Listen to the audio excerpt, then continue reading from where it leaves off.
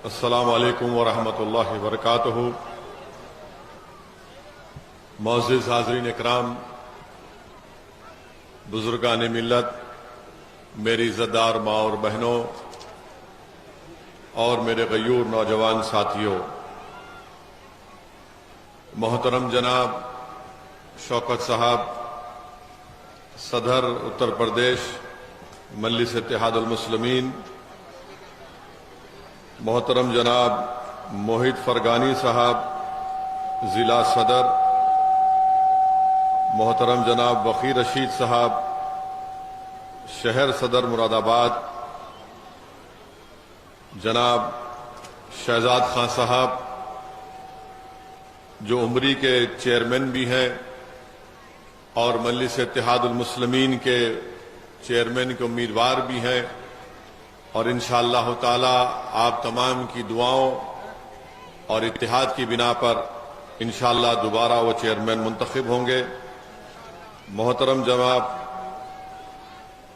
चमन अंसारी साहब नगर पालिका हसनपुर के उम्मीदवार, मोहतरम जनाब मुस्तजीब अंसारी साहब जो मुरादाबाद मेयर के कैंडिडेट हैं, हाफिज शराफत अंसारी साहब जो नगर पालिका ठाकुरद्वारा के उम्मीदवार हैं, नदीम अंसारी साहब भोजपुर नगर पंचायत के चेयरमैन के उम्मीदवार, मोहतरम जनाब अरशद सैफी साहब जो पाकबारा के नगर पंचायत के चेयरमैन के उम्मीदवार, जनाब जमशेद साहब जगवानपुर के हैं,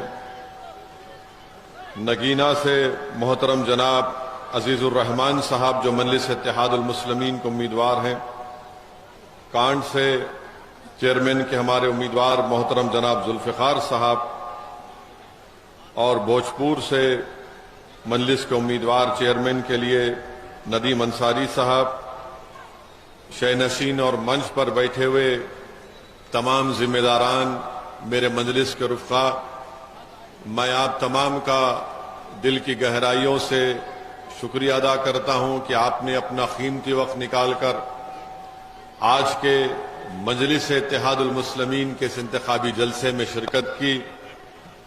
मैं ये बताना जरूरी समझता हूं कि आज से 6 महीने पहले जनाब शहजाद खान साहब मुझसे मिलने के लिए एक लंबा सफर तय करके हैदराबाद को आए थे और मुझसे इस बात का वादा लिया था कि जब कभी भी यहां पर इलेक्शन होगा, इंतखाबात होंगे, मैं उनके लिए आकर उस इंतखाबी मुहिम में मैं अपना हिस्सा अदा करूं। यह अल्लाह का फजल व करम है कि मैं अपने उस वादे को पूरा कर पाया और आज आपके दरमियान में आया हूं। मैं साथ ही साथ ये बताना जरूरी समझता हूं कि मैं हर मुकाम पर जाकर मजलिस के उम्मीदवारों के लिए इंतखाबी मुहिम चलाना ये जरा मुश्किल काम है, तो इसलिए मैं उन तमाम से माजरत भी चाहता हूं, और जहां कहीं मेरी आवाज अल्लाह सुब्हानहू तआला पहुंचा रहा है, मैं सुनने वालों से अपील करूंगा कि जहां भी मजलिस के उम्मीदवार हैं, चाहे वो चेयरमैन के उम्मीदवार हो, पार्षद के हो, सभासद के हो, मेरी आप तमाम से ये गुजारिश है कि पतंग के निशान पर आप अपना वोट देकर मजलिस के उम्मीदवारों को कामयाब और कामरान करिए, उनके लिए दुआ भी फरमाइए। यहां पर 4 मई को इंतखाबात की रायदही का दिन है, तो मेरी आपसे अदबन गुजारिश है कि आप लोग मुत्तहिदा तौर पर यहां से हमारे शहजाद साहब को एक बड़ी तादाद में अपना वोट देकर एक भारी अक्सरियत से उनको कामयाब करिए। आप जानते हैं कि मोहम्मद शहजाद साहब को आपने बहैसियत चेयरमैन आपने उनको मुंतखब किया, वो बिजली, पानी और सड़कों का बेहतरीन इंतजाम किए। अभी उन्होंने अपने तकरीर में, भाषण में इस बात को बताया कि ग्राम समाज की जमीन भी निकलवाई, और उनका ये इरादा है कि आगे जाकर लड़कियों का स्कूल और एक शादी खाना या शादी हाल बनाएंगे। तो मेरी आपसे गुजारिश है कि आप एक ईमानदार और शरीफ शख्स का साथ दीजिए जो विकास का, डेवलपमेंट का, तरक्की का काम उन्होंने शुरू किया। उसको और वो आगे लेकर जा सकें और यहाँ पर आप तमाम को यहाँ पर विकास हो, यहाँ पर और अच्छे तरीके से हमारे बच्चों के लिए स्कूल का और कॉलेज का इंतजाम वो कर सकें।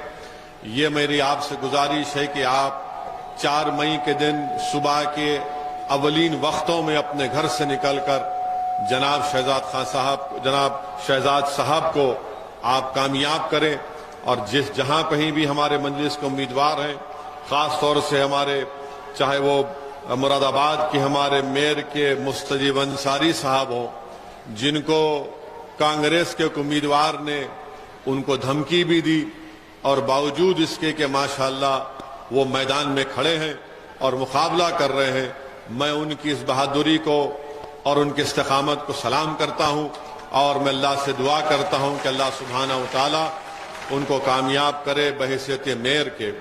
मेरे अजीज दोस्तों और बुजुर्गों, मैं पिछले विधानसभा के चुनाव के दरमियान में भी आपके दरमियान में आया था और आपसे अपनी पार्टी के उम्मीदवार के हक में वोट की अपील भी किया था।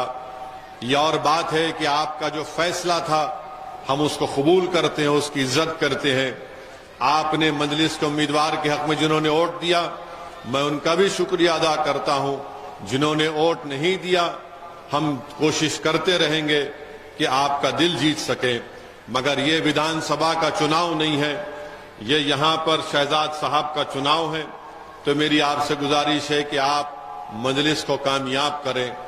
जब चुनाव चल रहे थे विधानसभा के, मैंने आपसे वादा किया था कि मैं सिर्फ चुनाव की हद तक नहीं आया हूं, मैं बार बार उत्तर प्रदेश को आता रहूंगा।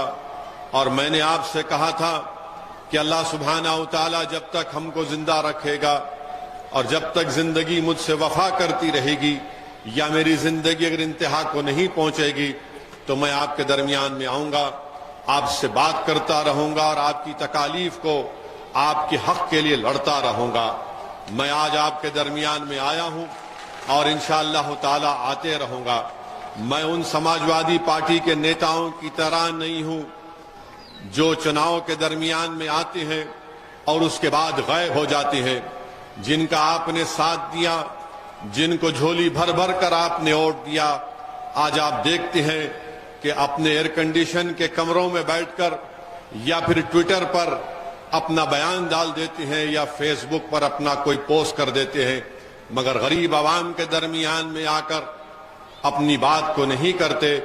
गरीब आवाम के दरमियान में आकर अगर किसी पर जुल्म होता है तो जुल्म के खिलाफ सदा एहतजाज बुलंद नहीं करते। मगर मजलिस चुनाव के दरमियान में भी आपके दरमियान थी, नतीजा हमारी मर्जी के मुताबिक नहीं आया, मगर हम आज आपके दरमियान में हैं। पिछले विधानसभा के चुनाव के दौरान में मेरी गाड़ी पर गोलियां चलाई गई, मगर अल्लाह का फजलो करम था, आपकी दुआएं थी कि कुछ नहीं हुआ। जालिम ये समझ रहा था कि गोलियां चलाने के बाद या तो ओवैसी मर जाएगा या फिर डर कर उत्तर प्रदेश को नहीं आएगा, मगर अल्लाह सुब्हानहू व तआला ने मुझे हिम्मत दी और मैंने उस वक्त भी कहा था कि गोलियां मेरी हिम्मत को और मेरी हिम्मत को कम नहीं कर सकती हैं। मैं आपके दरमियान में आता रहा। तो मेरे अजीज दोस्तों और बुजुर्गों, मेरी इज्जतदार माँ और बहनों, हम आपसे सिर्फ यही गुजारिश करने आए हैं कि आप मजलिस के जरिए से अपनी एक सियासी लीडरशिप को उत्तर प्रदेश में बनाइए। जब तक आप अपनी सियासी लीडरशिप को नहीं बनाएंगे, याद रखिए आपके मसले मसाइल हल होने वाले नहीं हैं। आपका फैसला था, मैं उसको सलाम और इज्जत करता हूं। आपने समाजवादी पार्टी को वोट दिया, मगर बताइए कितने समाजवादी पार्टी के नेता जीत कर उत्तर प्रदेश की विधानसभा में जाकर आपकी तकालीफ को बयान करते हैं, आपके हक के लिए लड़ते हैं, आपके मसाइल को बयान करते हैं। इसीलिए मैंने आपसे कहा था और आज फिर कह रहा हूं कि जब तक आप अपने वोट से अपनी पार्टी को कामयाब नहीं करेंगे, आपकी तकालीफ दूर नहीं होंगी। जब तक आप अपने नेता को नहीं बनाएंगे, और याद रखिए नेता कोई आसमान से नहीं आएगा, नेता कोई जमीन से निकल कर नहीं आएगा, नेता अगर आएगा तो आपके दरमियान से आएगा। मैं सलाम करता हूं दूसरे हमारे समुदाय के भाई और बहनों को जिन्होंने सियासी सोच का मुजाहरा किया और अपने अपने नेता को बना दिया, मगर आपका और खास तौर से मुस्लिम समुदाय का मामला जब आता है, हर चुनाव जब आता है, तो हम हमारे दरमियान में खड़े होकर कोई कहने वाला कह देता है कि भाइयों बहनों अब सेकुलरिज्म को बचाना है, फिरका परस्ती को हराना है। यकीनन हराइए फिरका परस्ती को, कौन नहीं चाहता। ये फिरका परस्ती जो भारत को दीमक की तरह कमजोर कर रही है, ये नफरत जो भारत को ताकतवर बनाने से रोक रही है। मगर ये तो बताइए कि क्या सिर्फ इस आग को बुझाने का जिम्मा हमने लिया है? क्या इस नफरत का खात्मा करने की जिम्मेदारी सिर्फ हम पर है? फिरका परस्ती का खात्मा एक बहुत बड़ा बोझ है जो हम अकेले नहीं उठा सकते। मैं यही कह रहा हूं, अगर हमारे बच्चों को स्कूल नहीं मिलता, अगर हमारे नौजवानों को झूठे इल्जाम में जेल को भिजा दिया जाता है, तो फिर इसकी आवाज कौन उठाएगा? इसका सद्देबाब कौन तलाश करेगा? इसीलिए मैं आपसे कह रहा हूं कि आप मेरी इस बात का गौर करिए। वोट आपका इख्तियार है, जमहूरियत है, आप जिसको चाहे वोट दे सकते हैं, मगर अगर आप अपनी लीडरशिप को मजबूत नहीं करेंगे तो फिर कौन आवाज उठाएगा? और याद रखिए, अगर कोई ये कहेगा कि नहीं नहीं हम वोट समाजवादी को देंगे या किसी और पार्टी को देंगे, मगर ओवैसी मोदी और योगी के खिलाफ तो बोलता है, बोलता रहेगा। मगर मैं आपसे पूछना चाह रहा हूं, थालियों के लिए नहीं कह रहा हूं, मैं आपसे पूछना चाह रहा हूं, जो लोग इस तरह की सोच रखते हैं ओवैसी तो बोलेगा, तो फिर जो नहीं बोलता आप गूंगों का साथ क्यों देते? जो गूंगे हैं उनका साथ आप क्यों देते? जो अपनी जबान को जुम्बिश नहीं दे सकते जुल्म के खिलाफ बोलने के लिए, तो कैसे आपके वोट के हकदार बन जाते हैं? जिनको आपने वोट दिया, कहां है उनकी जबानें? चुनाव के दौरान में तो मुझे बहुत गाली दी गई कि ये बी टीम है, ये फुला टीम है। ठीक है, जितना मुझे गाली देना है, चाहे वो कोई सेकुलर पार्टी जो अपने आप को कहती है मुझे गाली दो, मुझे बी टीम कहो, सी टीम कहो, डी कहो, ई कहो, एफ कहो, अलीफ लाम बे ते से तक जितना कहना कह दो, मगर ये तो बताओ तुम किसकी टीम हो? तुम कौन सी टीम के हो? तुम कौन सी टीम में कहां खेलते हो? भाई मैं हूं, आपके दरमियान में हूं, मैं आपका हूं और आपका ही रहूंगा। मैं कहीं जाने वाला नहीं हूं, मैं आपका नौकर हूं। अल्लाह ने मुझे मौका दिया कि मैं आपकी खिदमत कर सकूं। मगर जो लोग अपने आप को दूध के धुले हुए कहते हैं और ओवैसी को गाली देते हैं, बताओ तुम कहां पर हो? तुम कौन से मुकाम पर खड़े हो? तुम कौन सी बात कर रहे हो? वोट तो लिया कि बीजेपी को रोकेंगे। मैं आपको याद होगा, कांट में हमारा जलसा हुआ था, कांट विधानसभा में एक बड़े मैदान में। कौन सी जगह पर हुआ था? नहीं, एक मैदान था, हाँ कांट में। बहरहाल जिस मुकाम पर हुआ था, मैंने कहा था आपसे कि समाजवादी पार्टी बीजेपी को नहीं हरा सकती। तो दूसरे दिन से सोशल मीडिया पर शुरू होगा, देखो ओवैसी क्या कह रहा है, बीजेपी को नहीं हरा सकते। एक बार नहीं, मैंने कई मर्तबा कहा था। पूरे उत्तर प्रदेश के चुनाव में 160-170 सभाएं मैंने की थी। मैंने हर सभा में कहा था कि देखो ये नहीं होने वाला है, ये काम नहीं होने वाला है। मगर सबने मुझे गाली दी और कहा कि ओवैसी भड़काऊ भाषण दे रहा है। मैं आपसे क्या कहा था कि एक चिराग को रोशन करो। मैंने आपसे कहा था कि अंधेरे में अपने घर में चिराग को रोशन करो, उस चिराग से अपने घर के अंधेरे को दूर करो। मगर आपने फैसला किया कि नहीं, अब अखिलेश को मुख्यमंत्री बनाएंगे तो पूरी रोशनी आ जाएगी। कहां आई रोशनी, बताइए आप? आपने अपना वोट दिया। समाजवादी पार्टी की तारीख में मुस्लिम समुदाय ने इतना वोट नहीं दिया था। 85% मुस्लिम समुदाय ने समाजवादी पार्टी को वोट दिया। अब बताइए भैया कहां है? भैया एयर कंडीशन कमरे में बैठकर अपने फोन पर ट्विटर पर कुछ 280 अल्फाज लिख देते हैं कि मैं एनकाउंटर हुआ उसका कंडेम करता हूं। फेसबुक पर कुछ पोस्ट लिख देते हैं। जबान से जो लोगों की हत्या की गई, जो पुलिस के कस्टडी में थे, जिनकी हाथों में जंजीरें थी, उनका नाम लेने से डरते हैं, उनका नाम लेने से डरते हैं। और जब हमसे आकर पूछा जाता है तो हम ये कहते हैं कि जुल्म हुआ, ये नाइंसाफी हुई, ये एक्स्ट्रा जुडिशियल किलिंग हम नाम लेकर कहते हैं। मगर शिकायत आपसे है, शिकायत तो आपसे है कि आपने ऐसे लोगों पर भरोसा किया, आपने इनको वोट दिया, मगर इन्होंने किया उन्होंने कुछ नहीं किया। इसीलिए आपसे कह रहे हैं कि आप अपनी नेता को बनाइए, लीडरशिप को बनाइए। मैं यहां पर अपने आप के लिए नहीं आया हूं और अल्लाह मुझे जब तक भिजाएगा मैं आपके लिए आता रहूंगा। अगर यहां से शहजाद चेयरमैन बनेगा तो यह पहला पैगाम होगा कि अब आपने करवट ली है और आप में एक शऊर बेदार हो गया। अगर मुरादाबाद से हमारा मेयर मुंतखब होगा तो पूरे उत्तर प्रदेश में जलजला आ जाएगा।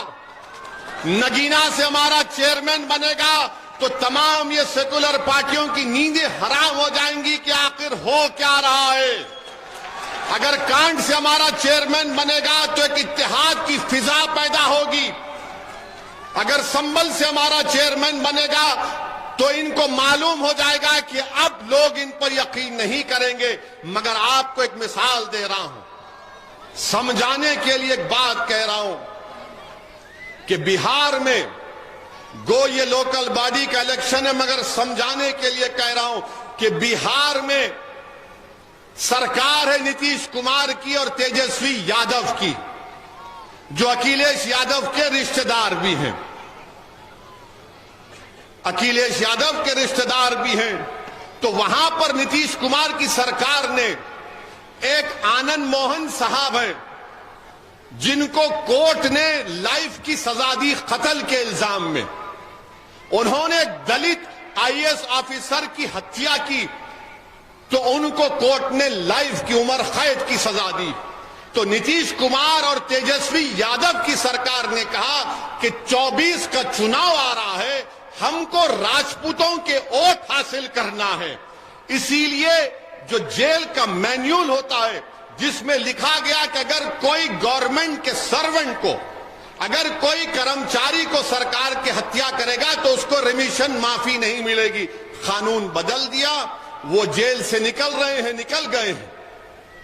एक दलित आईएएस ऑफिसर की बेवा जो हैदराबाद में रहती है वो रो रही थी, कौन उसके हाथ से खड़ा हुआ? असदुद्दीन ओवैसी खड़ा हुआ। ये नहीं देखा कि वो दलित है, ये देखा कि इसके साथ नाइंसाफी हो रही है। मगर वो लोग ये नहीं देखे, तेजस्वी यादव देखे कि 24 का चुनाव आ रहा, वोट हासिल करना है। मगर याद रखो, क्योंकि वो जो साहब को छोड़ा गया उनका समुदाय उनके साथ था, उनका पूरी बरादरी उनके साथ थी। तो इनको मालूम था, ये तेजस्वी यादव को और नीतीश कुमार को, कि उस बरादरी का वोट लेना है तो इनको जेल से छोड़ना पड़ेगा, इनको जेल से छोड़ना पड़ेगा। तुम्हारी कोई अहमियत नहीं है, तुम्हारी कोई कीमत नहीं है, तुम्हारी कोई ताकत नहीं है, तुम्हारी कोई पहचान नहीं है, इसीलिए पुलिस की कस्टडी में आकर गोलियां मारकर चले जाते हैं। अगर तुम में ताकत होती, तुम में इत्तेहाद होता, तुम में सियासी शऊर होता, तुम इन तमाम चीजों से उठकर अपने नेता को बनाते तो कोई माइका लाल सोचता नहीं था किसी को गोली मारने से। और अफसोस यह है कि तुम मेरी इस बात पर थाली बजा रहे हो, तुम थाली बजा रहे। देखो बेबसी, देखो आपकी, आपका थाली बजाना बेबसी है। मैं थाली बजाने के लिए नहीं कह रहा हूं, आप यहां से जब उठकर जाएंगे तो एक पैगाम और फिक्र लेकर जाएंगे कि 4 तारीख को हमको वोट देना है। किस लिए देना है? कि आपको अपनी कीमत बताना पड़ेगा, आपको अपनी ताकत बताना पड़ेगा। याद रखो, लोकतंत्र में, जमहूरियत में जब तक आप अपनी अहमियत को नहीं बताएंगे, कोई आपकी इज्जत नहीं करता है। इनको मालूम ये कहां जाएंगे बेचारे टोपी पहनने वाले। इनको योगी और मोदी का नाम लो, ये दौड़ते हुए जाएंगे और हमको वोट दे देंगे। मैं आपसे क्या कह रहा हूं, योगी और मोदी को भी हराएंगे 24 में, मगर अपने आप को तो कामयाब करो, अपने आप को तो कामयाब करो। कब तक सिर्फ वोट डालने वाले बनोगे? वोट कब लोगे मेरे भाइयों और बहनों? आप वोट कब लेंगे? वोट लेने वाले तो बनो। याद रखो, बीजेपी को, योगी को, मोदी को हराना यकीनन हराएंगे, मगर अखिलेश नहीं हरा पाए, अखिलेश नहीं हरा पाए, नहीं हरा पाएंगे। मैं फिर से कह रहा हूं कि अब कहेंगे नहीं नहीं ओवैसी गलत कह रहा है, 24 में ऐसा हो जाएगा। आप देखेंगे 24, अरे 2 यादव बैठते हैं, तेजस्वी यादव, अखिलेश यादव, नीतीश कुमार के साथ, और बोलते हैं 24 में ये कर देंगे। अरे तुम कितने चुनाव हारे अखिलेश यादव? तुम 17 का चुनाव हारे, तुम 19 का चुनाव हारे, तुम 22 का चुनाव हारे, तुम हार ही रहे हो। अच्छा, और एक बात, रामपुर का चुनाव आजम हार गए, हारे ना, हारे ना। मैनपुरी कैसा जीत गए? मैनपुरी कैसा जीते? पूछो, अपने आप से सवाल करो, मैनपुरी कैसा जीत गए? अगर आजम हार गए रामपुर में, तो मैनपुरी कैसा जीत गए? दोनों जीतना था ना, एक ही वक्त में चुनाव हुए हैं, कैसा जीत गए, वहां कैसा हार गए? इसका कोई जवाब नहीं है इनके पास। यही तो आपको बता रहा हूं, समझो, ये साजिश कर रहे हैं आप लोगों से। और जब मैं सच्चाई को बयान करता हूं तो बोलते हैं कि भड़काऊ भाषण देता है। मैं भड़काऊ भाषण नहीं दे रहा हूं, मैं सच्चाई जो कड़वी है, जहर की तरह है, आपको बता रहा हूं। अब आप इसको कबूल करें या ना करें, अगर आज आप कबूल नहीं करेंगे तो याद रखो, ये जो मासूम बच्चे 15, 17, 18 साल के बैठे 10 साल के बाद आकर आपसे कहेंगे कि अब्बा एक दीवाना आया था, पुकार रहा था, आपने उसकी बात का यकीन क्यों नहीं किया? तो क्या जवाब दोगे तुम क्या जवाब दोगे? मुझे बताओ मेरे अजीज दोस्तों और बुजुर्गों। इन्हीं बातों को आपको हम समझा रहे हैं। यकीनन ये चुनाव है, यहां के लिए है, मगर एक बड़ा पिक्चर आपको देखना है, एक बड़ा पिक्चर आपको समझना है। हां, यकीनन हम मजम्मत करते हैं। मैं शुरू से जब एमएलए बना, आज से 27-28 साल पहले जब अल्लाह ने मुझे एमएलए बनाया, मैं जिस प्रदेश से आता हूं वहां पर तेलुगु देशम की सरकार थी, तो नक्सलाइट्स को ऐसे ही हत्या कर दिया जाता था। तो मैं कहता था कि मैं तशद्दुद के, हिंसा के खिलाफ हूं।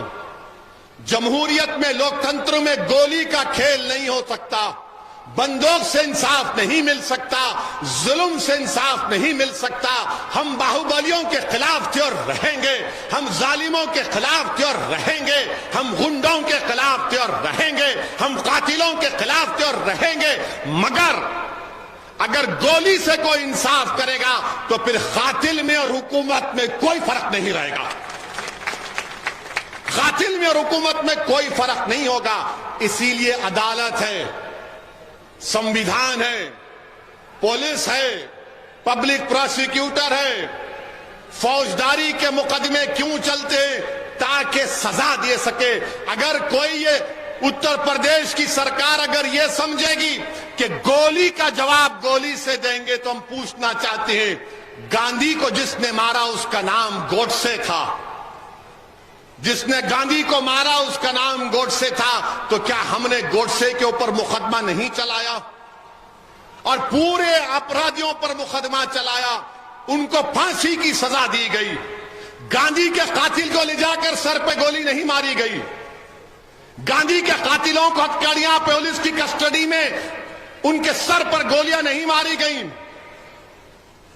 जिसने इंदिरा गांधी को मारा उस पर केस नहीं चला, जिसने राजीव गांधी को बम से उड़ा दिया उन पर मुकदमा नहीं चला, सजा नहीं हुई, तमिलनाडु के जेल में उनको नहीं रखा गया। अरे वो अजमल कसब जो पाकिस्तान से आकर भारत की सरजमीन पर मासूम भारत के लोगों को गोलियां मारकर भून रहा था, जिंदा पकड़ा उसको। हमारा एक बहादुर पुलिस का कांस्टेबल शहीद हो गया, अजमल कसब को जेल में रखा, मुकदमा चलाया और उसको फांसी की सजा दी गई। क्या जब कानून याद नहीं आया? अजमल कसब जिसके हाथ में पाकिस्तान से बंदूकें बम लेकर आए थे, मुंबई की सड़कों पर खून की होली भारत के नागरिकों से खेली जा रही थी। जब हमने ऐसा काम किया तो बताओ उत्तर प्रदेश में योगी की सरकार ये काम क्यों होने दे रही है? अगर कोई पुलिस के कस्टडी में है, अतीक और अशरफ को कोर्ट ने सजा दी, हमने उनकी सजा के खिलाफ कुछ नहीं कहा, कोर्ट ने सजा दी। मगर जब आपकी कस्टडी में है और कोई आकर करीब से सर पर गोली मार देता है और जो पुलिस वाले साथ में थे उनको याद नहीं आया मुख्यमंत्री का वो फरमान कि गोली का जवाब गोली से, वो बेचारे परेशान हो गए, कुछ नहीं कर सके।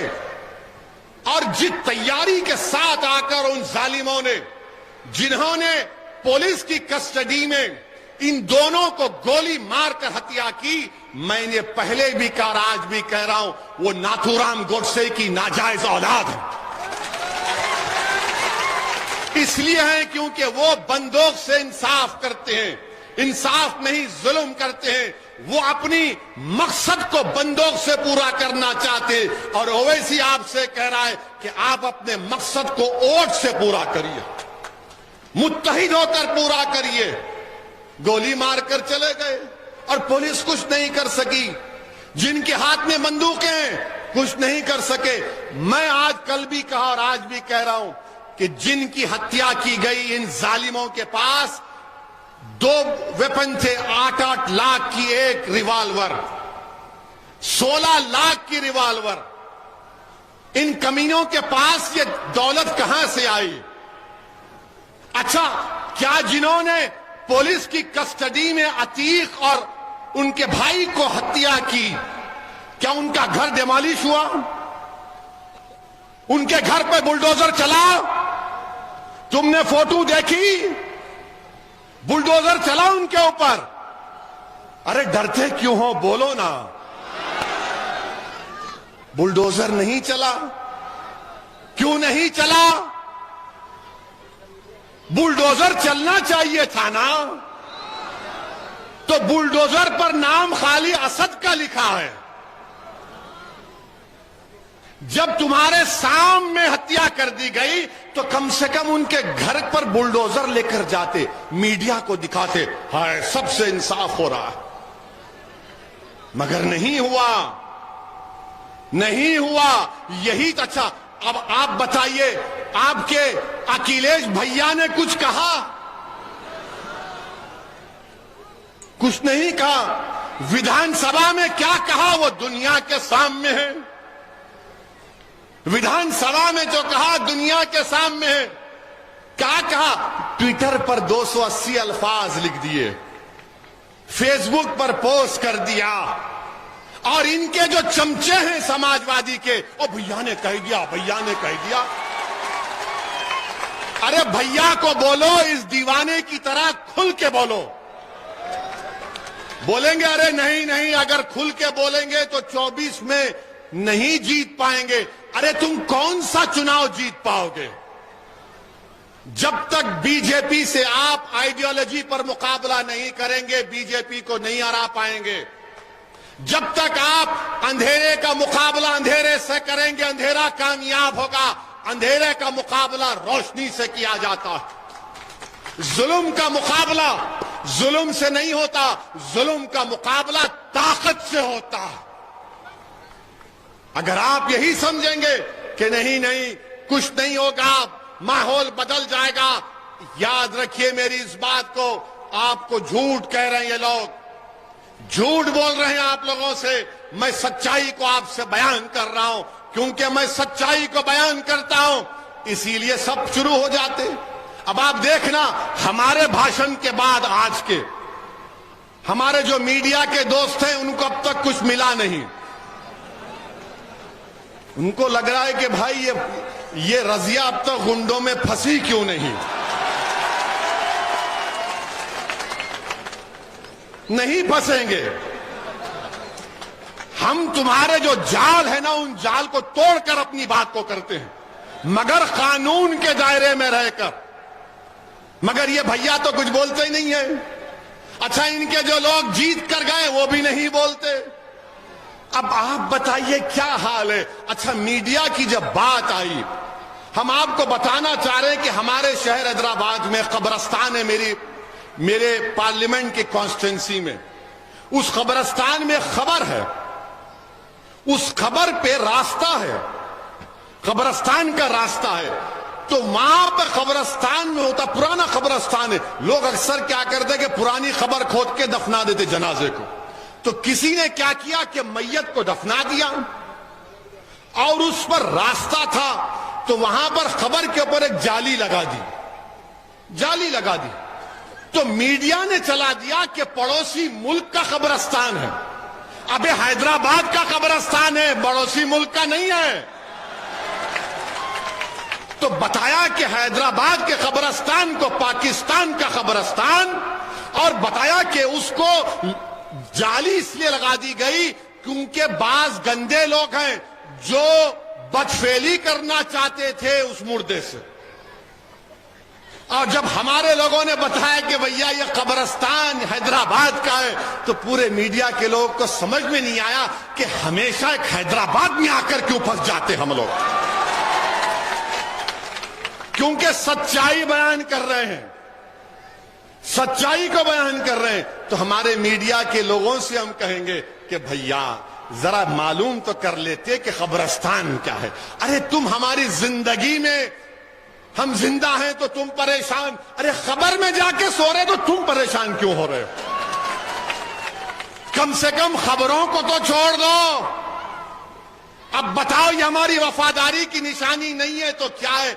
जिंदा है तो हमारी मां ने 9 महीने पेट में रखकर इस भारत की जमीन पर हमको पैदा किया, और जब हमें अल्लाह के हुक्म से दुनिया से चले जाते तो इसी जमीन में चले जाते। ये हमारी वफादारियों की निशानियां हैं, मगर आप उसमें भी हमको परेशान कर रहे हैं। अब क्या चाहते हैं कि हम खबर से निकल कर आए।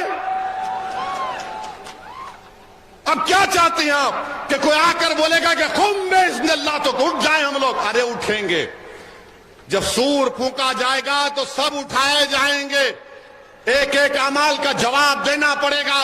जो किसी पर झूठा इल्जाम लगा रहा है, जो किसी जालिम का साथ दे रहा है, जो किसी शख्स को अल्लाह से ज्यादा मोहब्बत करेगा, सब हिसाब किताब होगा, सब उठाए जाएंगे कब्र से, सब होगा। मगर अब तक मीडिया से हम कहेंगे जरा एहतियात से भाई साहब, हर चीज को ले जाकर पड़ोसी मुल्क से जोड़ देते, मत करिए। तो मेरे अजीज दोस्तों और बुजुर्गों, हम आपसे अपील कर रहे हैं कि ये माहौल है, और हम मुख्यमंत्री योगी आदित्यनाथ से भी कहना चाह रहे हैं कि मुख्यमंत्री जी, आपके पार्टी में कितने बाहुबली हैं बताइए ना। कितनों पर मुकदमा है बताइए ना। उनका क्या करेंगे आप बताइए ना। ऐसा लगता है कि पूरी जिम्मेदारी हम पर आ गई। अब तो हद ये हो गई कि महिलाओं को दिखाया जा रहा है ये लेडी डॉन है। अरे कुछ तो शर्म करो, कुछ तो ख्याल करो। महिलाओं को दिखा लेडी डॉन है, अब क्या बाकी रह गया। अब तो शायद तुम अनकरीब में एक 6 साल के बच्चे को कहोगे ये चाइल्ड डॉन है, ये बच्चा डॉन है। अरे कुछ तो रखो। मगर कोई कुछ नहीं बोलेगा। आप पूछिए बीएसपी के नेताओं से, पूछिए समाजवादी के नेताओं से, पूछिए कांग्रेस के नेता तो हमारे मेयर के कैंडिडेट को धमकी दे रहे हैं कि तुमको गोली मार देंगे। तो हमारे मेयर के उम्मीदवार अंसारी साहब ने कहा, मुस्तजीब अंसारी ने कहा कि भैया जब गोली मारना पीठ पर नहीं मारना, सीने पर मारना। हम मुस्तजीब अंसारी साहब को बोलना चाह रहा हूं, ये गोली मारना, ये सब करना, ये कमजोरों का काम है। अरे जोड़ना दिलों को ये बड़ा काम है। गोली तो इलाहाबाद में भी, प्रयागराज में भी गोली चली थी, इलाहाबाद में भी गोली तो गांधी पर भी चली थी, मगर दुनिया याद रखती है। दुनिया गांधी के कातिलों को याद नहीं रखी, दुनिया गांधी को याद रखी, क्योंकि गोली से उनकी हत्या की गई थी। तो गोली मारने वालों, तुम्हारी गोलियां खत्म हो जाएंगी, मगर हम जालिम को जालिम बोलते रहेंगे। गोली मारने वालों याद रखो, तुम पूरी गोली खत्म हो जाएगी तुम्हारी, मगर हम सच्चाई और हक को बुलंद करते रहेंगे। हम गोलियों से डरने वाले नहीं हैं, हम परवरदिगार से, रब्बे कायनात से डरने वाले हैं। हम गोली के डर से तुमसे मोहब्बत नहीं करेंगे, हम गोली भी खाएंगे और कमली वाले की गुलामी का नारा बुलंद करेंगे। तो मेरे अजीज दोस्तों और बुजुर्गों, मुत्तहिद हो जाइए। 4 मई को आप अपना एक वोट जनाब शहजाद साहब को देकर कामयाब करिए और आप मुतमईन रहिए। अगर आप वोट नहीं भी देंगे, मैं तो आता रहूंगा उत्तर प्रदेश को। मैं आपका खादिम हूं, मैं आपका नौकर हूं। जब तक अल्लाह मुझे जिंदा रखेगा, मैं आपके दरमियान में था और आता रहूंगा। प्रयागराज में उन दोनों को पुलिस कस्टडी में मारा गया, तो लोगों ने हमसे सवाल किया, आप जाएंगे उत्तर प्रदेश को? मैंने कहा क्यों नहीं जाएंगे। जब ससुराल में नहीं गए तो समझ नहीं आता, डर होता है। हम तो उत्तर प्रदेश जाएंगे। तो कब जाएंगे? मैं आपको बता देंगे। मैंने तारीख बताई। हम बोले कुछ हमारा इस्तकबाल करेंगे गोलियों से या फूल से करेंगे? तो मेरे अजीज दोस्तों और बुजुर्गों, जुल्म को जुल्म ही बोलना पड़ेगा। और किसी शायर ने अच्छा कहा था कि जब जुल्म बढ़ जाता है तो मिट जाता है, जुल्म जब बढ़ जाता है तो मिट जाता है, खून जब गिरता है तो जम जाता है। तो इन लोगों को समझना चाहिए कि सत्ता में रहकर मैं उम्मीद नहीं किया था कि उत्तर प्रदेश के चीफ मिनिस्टर, मुख्यमंत्री, जो मुख्यमंत्री भी हैं और एक अपने धर्म के बहुत बड़े नेता, वो माने धर्म गुरु भी हैं, उनकी जबान से उन्होंने विधानसभा में कहा, यह उनको जेब नहीं देता कि मिट्टी में मिला देंगे। अरे हम सबको मिट्टी में मिलना है, मिट्टी में मिला देंगे। अरे मिट्टी में मिला रहे हैं तो दूसरे क्या कर रहे हैं? दूसरों पर मिट्टी तो छोड़ो, उन पर फूल बरसाए जा रहे हैं। मेरे अजीज दोस्तों और बुजुर्गों, मेरी आप सदमन गुजारिश है, मुझे एक और जगह पर जाना है और फिर कल सुबह मुझे कर्नाटका जाना है। तो मेरी आपसे गुजारिश है कि आप 4 तारीख के दिन मजलिस के कैंडिडेट्स को, उम्मीदवारों को, जिनका निशान पतंग है, पतंग के निशान पर आप वोट देकर उनको कामयाब करिए, अपने इत्तेहाद को मजबूत करिए। अस्सलाम वालेकुम।